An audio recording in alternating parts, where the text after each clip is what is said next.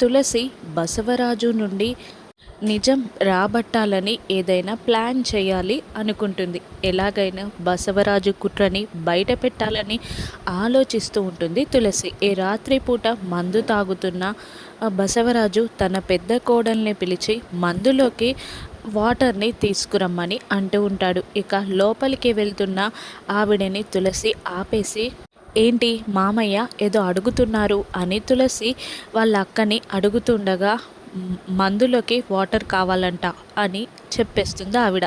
దాంతో నేను తీసుకెళ్తానక్క అని ఆవిడని పంపించేసి మంచి ప్లాన్ వేస్తుంది తులసి. వాటర్ బాటిల్లో వాటర్ లాగా ఉన్న మందుని పోస్తుంది. తులసి బసవరాజు అమ్మల వేషం మార్చుకుంటుంది. బసవరాజు అమ్మల వాటర్ బాటిల్ని బసవరాజు దగ్గరికి తీసుకెళ్తుంది తులసి.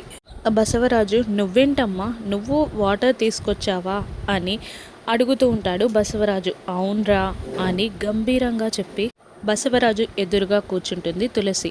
వాటర్ అనుకొని మందులో కలుపుకుంటాడు బసవరాజు. కానీ అది మళ్ళీ మందు అవ్వడంతో డోస్ ఎక్కువ అవుతుంది బసవరాజుకి.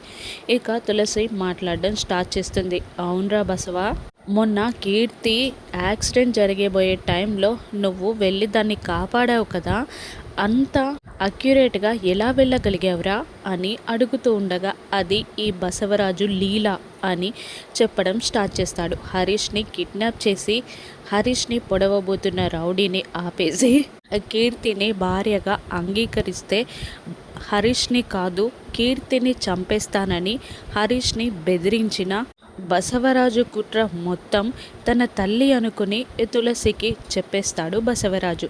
ఆ వీడియో అంతా తీస్తుంది తులసి.